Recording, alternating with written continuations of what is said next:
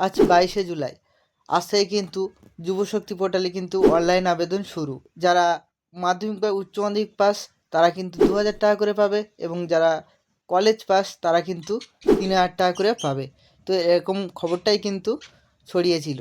তো বন্ধুরা, আমি কিন্তু চলে এসেছি jubosati.wb.gov.in এ। তো বন্ধুরা, এখানে আসার পর নিচে স্ক্রল করার পর বন্ধুরা এখানে দেখতে পাচ্ছেন, এখানে কিন্তু অনেক অপশান রয়েছে। তো আমি এখান থেকে কিন্তু এখানে অ্যাপ্লিকেশান সাবমিশন অপশানটি কিন্তু ক্লিক করব। ক্লিক করার পর বন্ধুরা এখানে দেখতে পাচ্ছেন যে অ্যাপ্লিকেশান সাবমিশন ক্লোজ দেখাচ্ছে। এখানে যা আগে যুবসাথী অ্যাপ্লাই হয়েছিল, যে ক্লোজিং ডেটটা ছিল, এখানে কিন্তু সেটিই কিন্তু এখানে শো হচ্ছে। এখনও কিন্তু এখানে কোনো রকম অ্যাপ্লাই কিন্তু হচ্ছে না। তো বন্ধুরা এখান থেকে এইখানে লেখা আছে রিটার্ন টু হোম। এখানে রিটার্ন টু হোম ক্লিক করার পর বন্ধুরা এখানে দেখতে পাচ্ছেন যে সার্ভার এরর ইন অ্যাপ্লিকেশান।